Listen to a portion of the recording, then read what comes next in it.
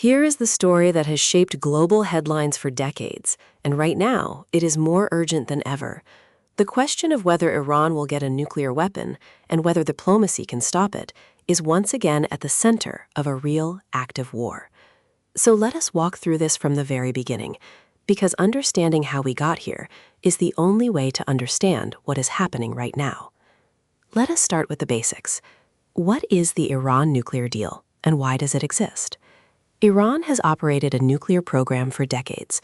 The stated goal, according to Iranian officials, has always been civilian energy production. But Western governments, the United Nations, and international inspectors have long raised concerns that the program could be used to develop nuclear weapons. That tension between Iran's insistence that its program is peaceful and the international community's demand for proof is the engine that has driven 50 years of conflict, sanctions, and on-again, off-again diplomacy.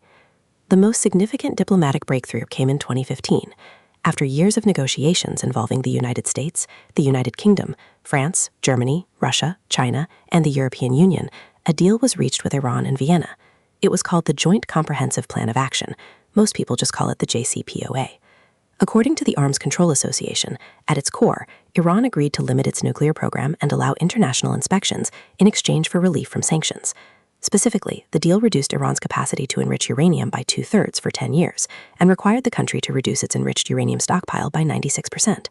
In exchange, more than $100 billion in frozen Iranian assets were unlocked and nuclear-related sanctions were lifted. The IAEA, the International Atomic Energy Agency, the United Nations nuclear watchdog, was given broad access to inspect Iranian facilities. For several years, the agency verified that Iran was meeting its commitments. But the deal had critics from the start.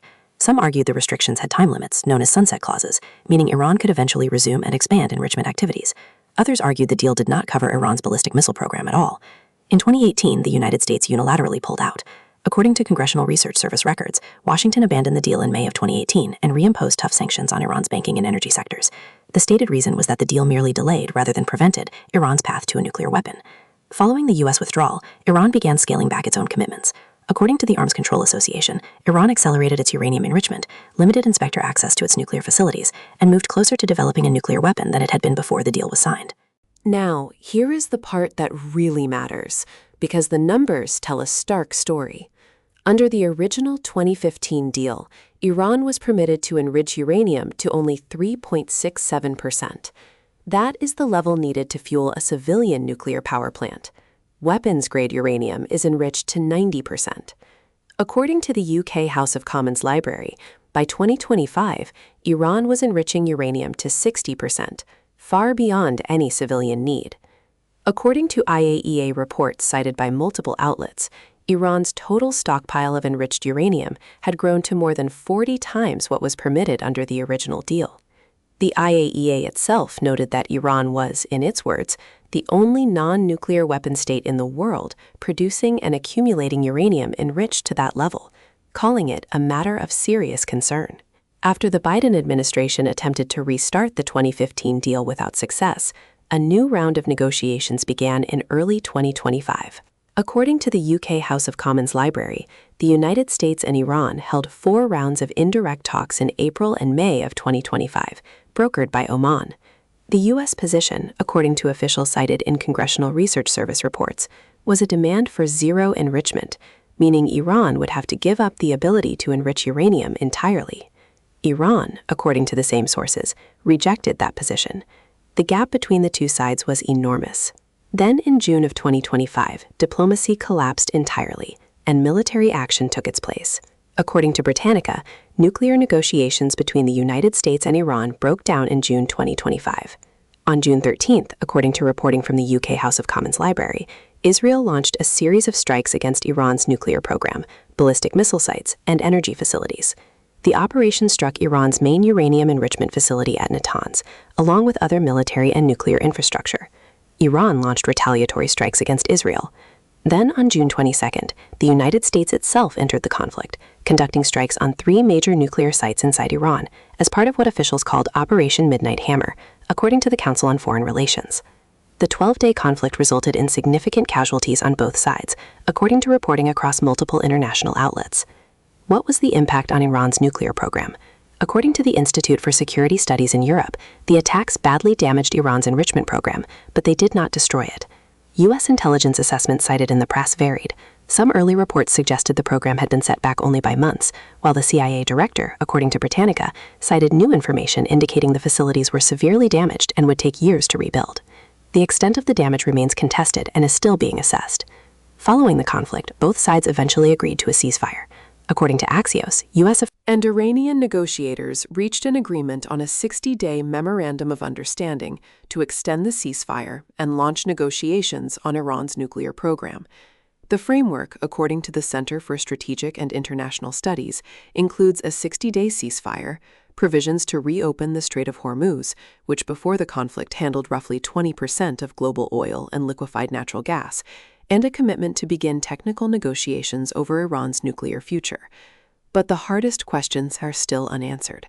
According to the Council on Foreign Relations, the deal on the table includes Iran's commitment to halt enrichment and dismantle its nuclear sites, but even the length of any pause is unresolved.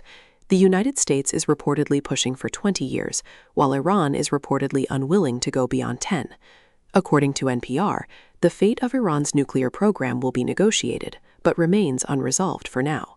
And according to the Carnegie Endowment for International Peace, past agreements have collapsed because of vague language and disputed interpretations, raising the concern that a new deal could face the same fate. So why does this deal keep falling apart? The answer comes down to a few fundamental tensions that have never been resolved. Iran insists its nuclear program is a matter of national sovereignty and peaceful energy. The United States and its partners say the evidence, the enrichment levels, the stockpile size, the obstruction of inspectors, points toward a weapons capability that cannot be ignored.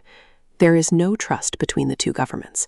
Every deal is built on verification mechanisms because neither side believes the other's word alone.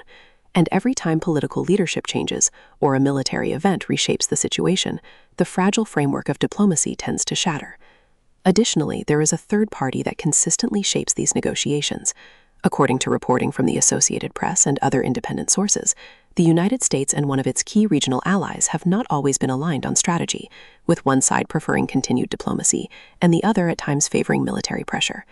That divergence, according to multiple outlets, has complicated every phase of talks. What comes next? In the immediate term, all eyes are on whether the 60-day Memorandum of Understanding leads to a formal, verifiable agreement on Iran's nuclear program. According to the Center for Strategic and International Studies, technical negotiations on Iran's nuclear file will prove difficult, and Tehran has signaled an unwillingness to compromise on key demands. The clock is ticking, and the consequences of failure, another breakdown, more sanctions, more military escalation, are serious for every country that depends on regional stability and global energy markets. This story is one of the defining diplomatic and security challenges of our era. It involves sovereign governments, international law, nuclear science, energy markets, and the ever-present risk of miscalculation. The outcome will affect not just the Middle East, but the global order. Watch for whether the Geneva framework holds, whether technical talks produce a verified agreement, and whether the disputes over enrichment timelines can actually be bridged. That is what to watch for next. If you want to stay informed on stories like this, explained clearly with full context, follow this channel for daily updates. This story involves significant government actions, including military strikes and diplomatic decisions by multiple governments. Viewers are encouraged to consult multiple independent news sources to get a fuller picture of these developments.